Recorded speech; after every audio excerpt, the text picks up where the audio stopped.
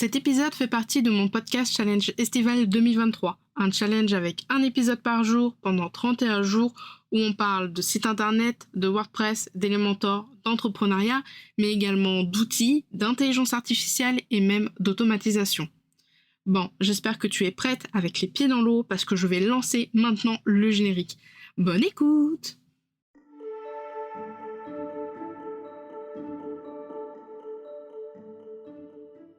Bienvenue dans la Pause Café, le podcast qui aide les indépendantes à comprendre l'entrepreneuriat et le web.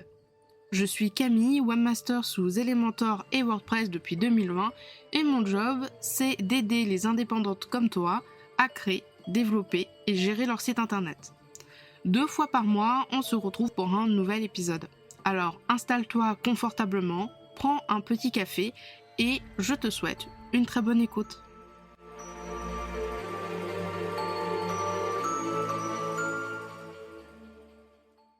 Hello, bienvenue dans ce nouvel épisode de la Pause Café. Aujourd'hui, je voulais te parler d'Elementor, en particulier d'Elementor Pro, et encore plus en particulier sur les 5 fonctionnalités, les 5 éléments qui sont pour moi super pratiques et indispensables à Elementor Pro. Et ce sont 5 éléments qui, je pense, sont vraiment décisifs quand on souhaite prendre ou pas la licence d'Elementor Pro. Si tu ne le sais pas encore, Elementor Pro, c'est tout simplement un constructeur de pages, un plugin de création de pages pour WordPress. Alors on peut également faire des sites internet depuis le site d'Elementor, bien évidemment, à condition qu'on ait un nom de domaine. Et globalement, ça sert à créer des pages plus rapidement avec un système de glisser-déposer sans avoir à mettre les mains dans le code.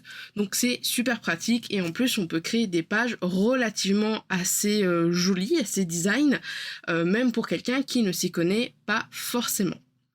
Si jamais tu veux savoir pourquoi moi je conseille d'utiliser Elementor pour créer son site internet, je te mettrai dans la description de cet épisode un lien vers mon épisode 31 qui s'appelle Pourquoi utiliser Elementor pour créer ton site, si jamais tu souhaites l'écouter. On commence avec la première fonctionnalité qui est pour moi la fonctionnalité que j'apprécie et que j'utilise le plus souvent, que ce soit sur mes sites ou sur les sites de mes clientes. Je parle des blocs globaux. Alors, si tu sais pas ce que c'est un bloc global, c'est vraiment un truc assez incroyable. En gros, ça te permet de créer un élément, un titre, une section, un agencement par exemple de divers éléments et de l'utiliser sur toutes les pages où tu en as besoin. Le gros avantage des blocs globaux, c'est que si tu mets à jour ce bloc-là, là où il sera installé sur toutes les pages concernées, ils vont être mis à jour en même temps. Imaginons tu as un bloc global sur un titre, ce titre tu l'as ajouté sur tes 80 articles de blog, si tu le modifies une fois sur un seul article ou dans la section des modèles d'Elementor Pro, il va se changer automatiquement partout. Tu ne seras pas obligé de le modifier pour chacune de tes 80 articles où se trouve l'élément de ce titre-là, de le changer à la main. C'est automatique et franchement, c'est super méga trop pratique, plus besoin du coup de changer chaque page individuellement, ça garde une cohérence sur ton site internet et surtout ça te fait gagner un temps considérable. Combien de fois j'ai dû parfois récupérer certaines pages, des fois c'est une dizaine, une quinzaine, une vingtaine et des fois 50 articles de blog à modifier un par un pour modifier un élément. Franchement c'est juste plus possible à l'heure d'aujourd'hui, ça fait perdre du temps à tout le monde et c'est complètement contre-productif. J'ai 2 exemples pour mieux te matérialiser l'utilisation des blocs globaux. Tu as par exemple les blocs de témoignages. Donc, imaginons que tu as un site où tu vends par exemple des services, on va dire des services ou plusieurs produits. Tu veux mettre en place une section avec plein de témoignages dedans sur différentes pages. Ta page d'accueil, pourquoi pas ta page à propos, pourquoi pas une page d'inscription à un lead magnet, la page de vente, bref, tu as une section que tu vas utiliser sur plusieurs pages. Eh bien, plutôt que de copier-coller les mêmes témoignages partout quand tu veux en ajouter un, par exemple, tu as 5 témoignages, tu veux ajouter un 6e, plutôt que d'ouvrir les 5 pages et puis de faire copier-coller tout simplement l'élément témoignage avec Elementor, tu peux créer un bloc global qui va du coup contenir ta section de témoignages, tu vas l'enregistrer en tant que modèle, finalement, et quand tu vas dans ce bloc de témoignages, dans cette section témoignages, ajouter un témoignage, il va se mettre à apparaître sur toutes les pages où tu as placé le bloc. Deuxième façon de l'utiliser, c'est au niveau de tes lead magnets. Quand tu as des fois des call to action, des sections de call to action sur tes articles de blog par exemple ou sur plusieurs pages pour inciter les gens à s'inscrire à un lead magnet. Par exemple sur mon site internet, si tu vas dans certains articles de blog ou même sur ma page des liens, camille-davidp15.fr/lien au pluriel, tu verras en bas que j'ai un bloc beige pour le QG de la pause. Ce bloc, je le mets sur toutes mes pages, comme pour la plupart des gens qui ont des lead magnets. Le problème, c'est que des fois, j'aimerais changer la photo en fait de ce blog pour illustrer le QG, ou alors je me dis voilà, le lien il a peut-être changé, ou alors j'aimerais bien modifier un petit peu le texte parce que ça fait un moment qu'il est là. Franchement, ça serait vraiment très compliqué pour moi de récupérer ce bloc-là sur toutes les pages de mon site, étant donné que je crois qu'il est vraiment partout. Donc ce bloc-là, en fait, c'est un bloc global. J'ai créé la section avec l'image, le texte et le bouton pour inciter les gens à s'inscrire au QG. Je l'ai enregistré en tant que modèle et ensuite sur toutes mes autres pages, j'ajoute l'élément modèle et je vais le chercher. Bien sûr, je l'ai nommé et je vais chercher ce bloc-là, tu vois. Quand j'ai envie maintenant de changer le bouton, de changer le texte, j'ai juste à le faire une seule fois et il se change sur toutes les pages. Le truc qui est relativement pratique, c'est que imagine que par exemple pour le QG, on est au mois d'août, je n'ai plus envie de promouvoir le QG, j'ai envie de promouvoir autre chose. Il suffit que dans le modèle que je vais éditer, je cache la section qui parle du QG, donc l'image du QG, le titre, le texte et le bouton, et je peux créer une autre section. Et sur toutes mes autres pages, en fait, la section, c'est-à-dire le bloc qui parle du QG va disparaître pour laisser apparaître le bloc, par exemple, pour, souhaiter de bonnes vacances, pour inciter les gens à s'inscrire à ma newsletter, etc., etc. Donc vraiment, les blocs globaux, c'est vraiment quelque chose d'assez pratique.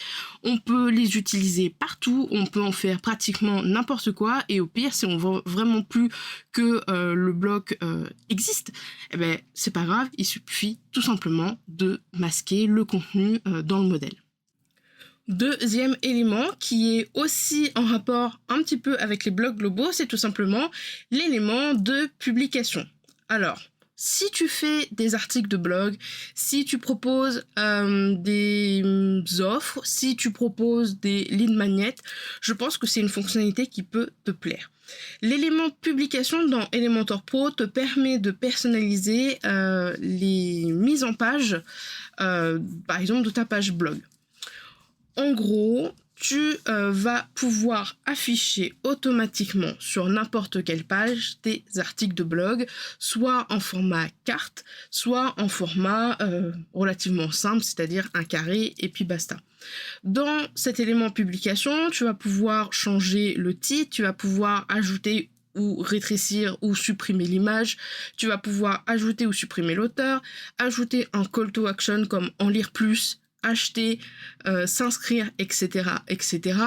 Tu vas également pouvoir filtrer en fonction des catégories, en fonction des étiquettes, en fonction des auteurs, et si tu as des produits, en fonction des catégories de produits. Tu peux également afficher les catégories, tu peux afficher la date de publication, bref, tu peux faire énormément de choses sur cet élément. Tu as deux exemples là que j'ai sous la main. Déjà, ta page de blog.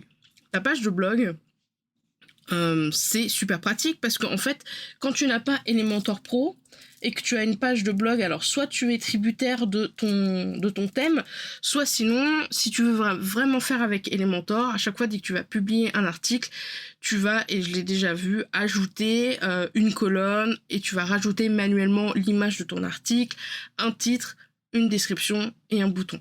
Alors, ça peut passer, c'est très bien, mais si jamais tu mets un article en brouillon, si jamais tu changes le lien, si jamais tu supprimes l'article, il va falloir revenir sur cette page, corriger, supprimer la colonne, c'est juste pas possible en fait.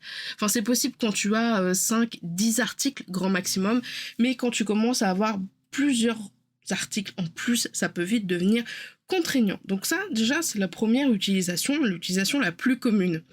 L'autre utilisation, c'est la moins commune, en tout cas, je la vois très très peu, c'est tout simplement dans ta page de lien.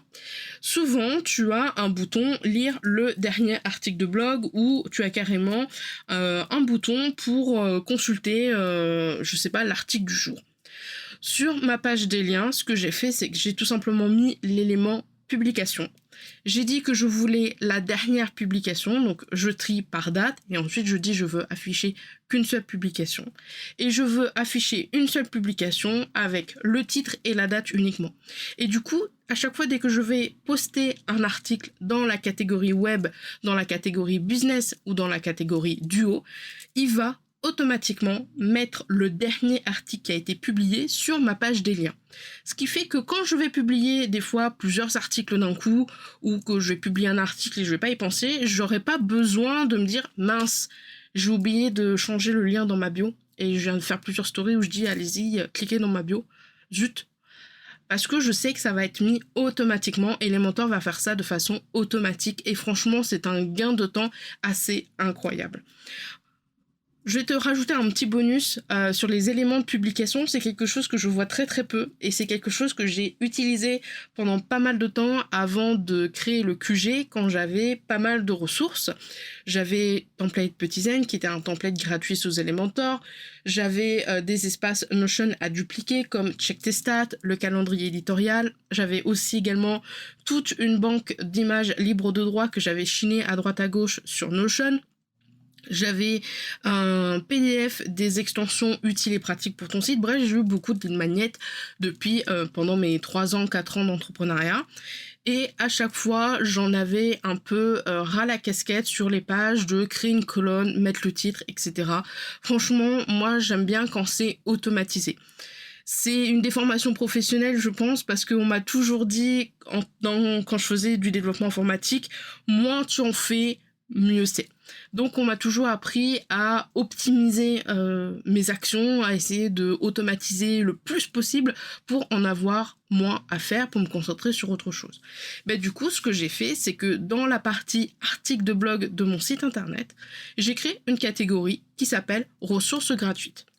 Cette catégorie-là, quand je souhaite afficher uniquement les articles de blog, je dis à Elementor, tu exclus cette catégorie-là parce que je veux uniquement les articles de blog de la catégorie web, business et duo.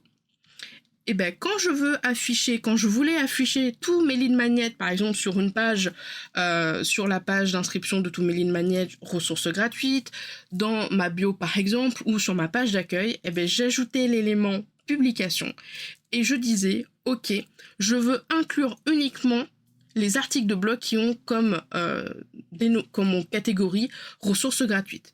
Et en fait, ces pages d'articles de blog de ressources gratuites, je les avais fait un peu en mode page de vente parce que en vrai, que ce soit un article de blog ou une page, on peut créer exactement les pages qu'on veut avec le design qu'on veut.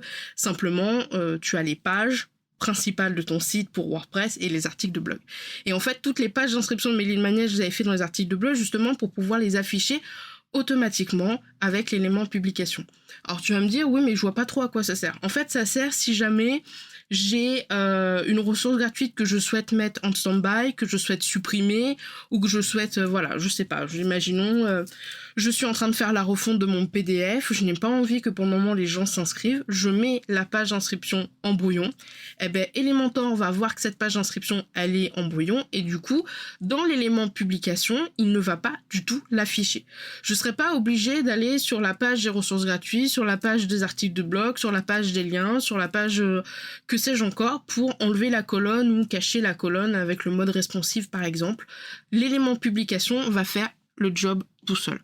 Et tu pourrais faire la même chose avec tes pages de vente par exemple, si jamais tu as plusieurs pages de vente parce que tu proposes plusieurs produits, plusieurs services, tu pourrais très bien faire une catégorie dans la catégorie article de blog, une catégorie page de vente. Tu crées tes pages de vente en tant qu'article à la limite et tu mets l'élément publication par exemple sur ta page d'accueil ou sur ta page des services et comme ça sera fait de façon automatique, tu n'auras rien besoin de changer quand tu mettras une page de vente en brouillon ou quand tu iras la supprimer par exemple. Troisième fonctionnalité d'Elementor pratique, le bouton de partage. Les réseaux sociaux, c'est vraiment quelque chose d'assez important maintenant, surtout si tu as un blog. Elementor Pro, tu peux facilement ajouter des boutons de partage sur tes pages pour encourager tes visiteurs à partager ton contenu sur les réseaux de ton choix. Si les gens vont plus partager, tu vas forcément avoir plus de visibilité et donc forcément plus de trafic. Tu peux personnaliser ces boutons soit par défaut avec les couleurs du réseau social que tu veux utiliser. Facebook, ça sera bleu, Instagram, ça sera rose, LinkedIn, ça sera bleu foncé, WhatsApp, ça sera vert. Il me semble, de mémoire, les mails, c'est en gris. Ou alors, tu peux carrément changer la couleur pour mettre tes couleurs de ton identité visuelle. Alors, à quoi ça sert ? Par exemple, tu as un article de blog et tu aimerais pouvoir faire en sorte que les gens épinglent ton article de blog sur leur compte Pinterest. Eh bien, sache que tu peux mettre un bouton Pinterest et le personnaliser, changer la couleur ou le garder.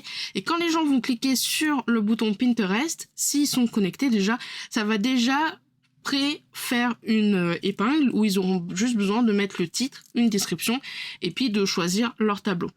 Personnellement, c'est ce que je fais sur mon site internet, c'est également ce que j'ai fait sur le blog de Justine Arma. Il y a un bouton partager sur Pinterest et ça permet en fait de remplacer finalement le fait d'ajouter des images Pinterest directement, dans l'article, ou d'ajouter une extension en particulier pour ça. On peut le faire directement avec Elementor Pro. Si tu veux permettre aux gens d'envoyer par email, de partager sur Instagram, alors Instagram c'est un petit peu compliqué, mais ou sur LinkedIn ou sur Facebook, tu peux très bien ajouter ces réseaux sociaux là. Alors tu en as bien d'autres encore, t'en as pas mal des réseaux sociaux. Je ne les utilise pas tous. Moi j'utilise principalement le bouton de partage pour Pinterest parce que ça m'embête d'installer une extension qui peut permettre de faire ce job et je trouve que le bouton d'Elementor Pro au niveau du design, au niveau de la personnalisation est quand même assez poussé. On peut définir si on veut un bord rond ou arrondi, on peut définir si on veut le logo ou pas le logo, si on veut que ça soit un bouton à relief, pas à relief, on peut changer les couleurs, on peut changer la typographie, on peut changer également le logo de Pinterest si on veut pas le logo de Pinterest. Donc franchement c'est assez poussé, donc c'est pour ça que je préfère utiliser le bouton de partage pour ça. Quatrième fonctionnalité pratique, le compte à rebours. Alors, le compte à rebours, c'est assez pratique si jamais tu veux créer un sentiment d'urgence pour des offres spéciales ou pour des événements limités. Le compte à rebours, c'est vraiment, en tout cas le compte à rebours d'Elementor, c'est vraiment quelque chose d'assez pratique à mettre. Tu cherches l'élément compte à rebours, tu l'ajoutes, tu peux mettre une date de fin. Par exemple, je veux que ça s'arrête le 31 août à 1h du matin, par exemple. Et tu peux également le personnaliser au niveau de, si tu veux, qui écrit heure, jour, seconde, minute, au niveau de la typo, au niveau du design des couleurs. Et tu as également plusieurs choses que tu peux faire. Quand tu vas ajouter un compte à rebours sur Elementor, tu vas pouvoir dire « Ok, à la fin de ce compte à rebours, qu'est-ce que je fais ? Est-ce que le compte à rebours disparaît ? Est-ce qu'il reste à 0 ? Ou est-ce que je peux faire une redirection ?» Et la redirection, franchement, c'est vraiment quelque chose d'assez top. Imaginons que tu fasses une promotion sur une formation. T'as fait une formation et puis t'as une promotion parce que tu veux arrêter de vendre cette formation et tu veux laisser quand même une dernière chance aux gens de l'acheter. Tu vas créer un compte à rebours, tu vas mettre la date de ton choix, tu vas la personnaliser au niveau de la police, au niveau du design, au niveau de la couleur et tu vas dire que une fois que le compte à rebours il est terminé, tu vas faire une redirection sur ta page des services, par exemple. Ce qui fait que quand quelqu'un va arriver sur la page de vente de ta formation qui va être terminée, si le compte à rebours est fini, tu vas être automatiquement redirigé vers la page des services. Ça marche également pour les événements en direct.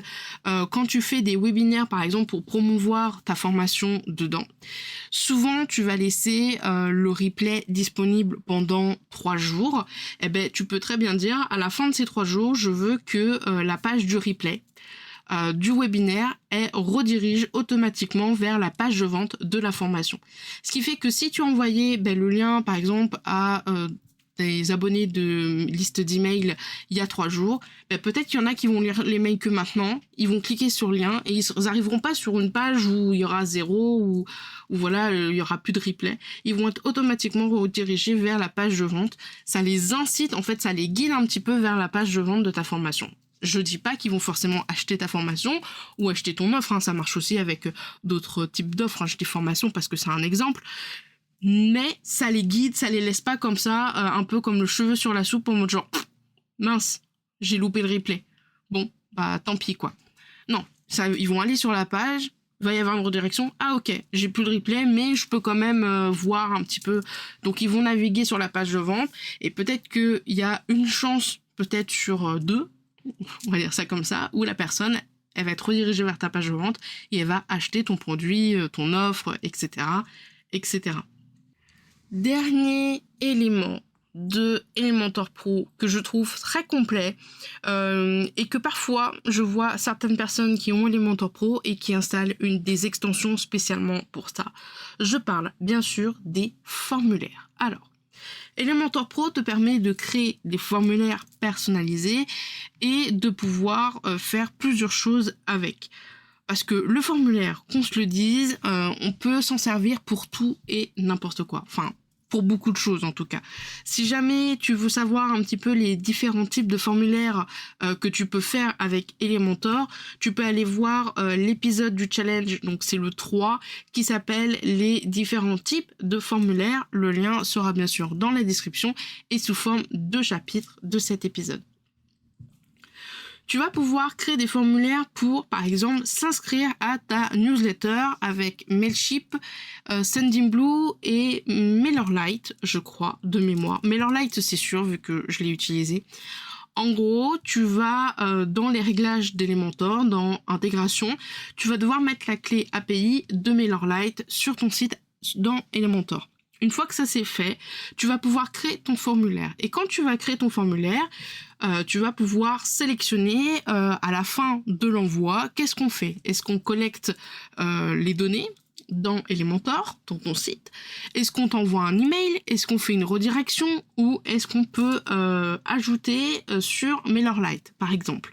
Si tu cliques sur MailerLite, en fait, une fois que tu auras configuré le nom, c'est tel champ, l'email, c'est tel champ, il va te demander est-ce que tu veux ajouter cette personne à un groupe. Ce qui fait que tu peux créer relativement des formulaires plutôt sympathique, plutôt bien fait avec Elementor, et quand les gens vont s'inscrire à un formulaire Elementor, ça va automatiquement les ajouter sur MailerLite avec les informations que tu auras bien sûr mis dans les réglages de ce formulaire-là. Deuxième exemple, tu peux créer des formulaires à étapes, par exemple pour des formulaires d'inscription à un événement ou par exemple à un programme d'affiliation. Tu as la première étape où c'est le nom, le prénom de la personne, le nom de son entreprise, le nom de son site internet, le lien de son compte Instagram. La deuxième partie, peut-être c'est la partie un petit peu plus business, depuis combien de temps il a à son compte, etc., son métier. Et puis la troisième étape, c'est le pourquoi il veut s'inscrire par exemple à l'événement. Est-ce qu'il veut s'inscrire à l'événement A ou à l'événement B? Ou dans le cadre d'un programme d'affiliation, est-ce qu'il veut faire de l'affiliation sur le produit A, sur le produit B, etc., etc. Et quand il va valider ce formulaire, tu peux bien sûr t'envoyer le contenu du formulaire à ton adresse email, histoire de te prévenir quand même que tu as un mail, qu'ils ont soumis en fait le formulaire, mais tu peux également envoyer à la personne une copie de ces informations, de ces réponses. Un autre point à utiliser avec les formulaires, c'est par exemple les formulaires de feedback. Pendant très longtemps, j'ai utilisé des outils comme Google Forms pour faire des formulaires de feedback sur mes différentes offres et des fois sur des lead magnets. Maintenant, la plupart du temps, alors maintenant je suis avec Telly parce que j'utilise Telly quotidiennement et Telly c'est vraiment très pratique. Mais quand j'avais, comme je te l'ai dit au tout début, beaucoup plus de lead magnets que juste le QG, donc les templates Notion, les templates Elementor, les PDF et autres, souvent les formulaires de feedback que j'envoyais à mes abonnés par email au bout de 15 jours, 3 jours, etc., c'était des liens vers des pages qui étaient en mode article de blog dans une catégorie qui s'appelait feedback, que avec les éléments de publication j'excluais, parce que sinon dans les articles de blog, dans la page de blog, il y aurait eu les pages de feedback. Et tout simplement, les formulaires de feedback, c'était des formulaires Elementor. Pourquoi ? Parce que je me suis dit, voilà, Elementor, il propose des formulaires. Finalement, les formulaires de feedback, ce sont des formulaires. Pourquoi est-ce que j'irais finalement payer un outil pour créer des formulaires de feedback alors que je peux le faire avec Elementor et que je peux automatiser l'envoi des réponses à mon mail et que avec par exemple Make, je peux mettre le contenu du feedback dans par exemple un Google Sheet pour avoir tous les avis ou alors directement sur Notion. Donc finalement, je suis passée sur Elementor pour mes formulaires de feedback pendant un moment.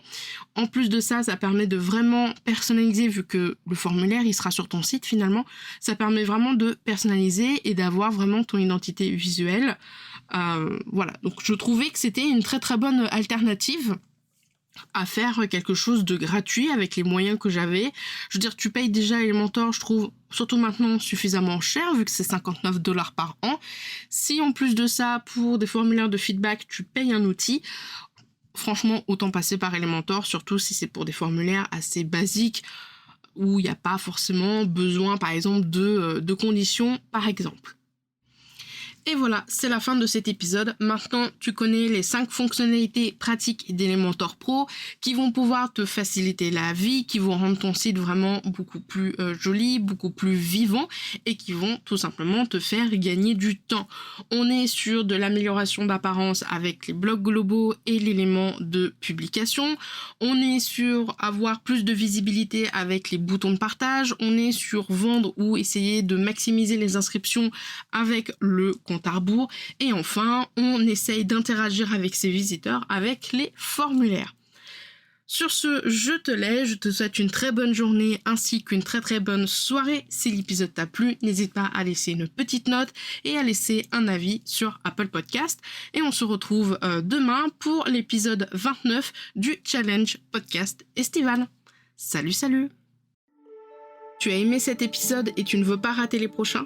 Alors abonne-toi à la pause café sur la plateforme de ton choix. Et si la pause café te plaît, n'hésite pas à me laisser un avis et une note sur Apple Podcast pour le faire découvrir à d'autres entrepreneurs. Si tu n'as pas Apple Podcast, pas de souci, tu peux le partager autour de toi en me mentionnant avec @CamilleDavidP15. Sur ce, je te souhaite une très bonne journée, une très bonne semaine et je te dis à la prochaine dans un prochain épisode. Salut, salut!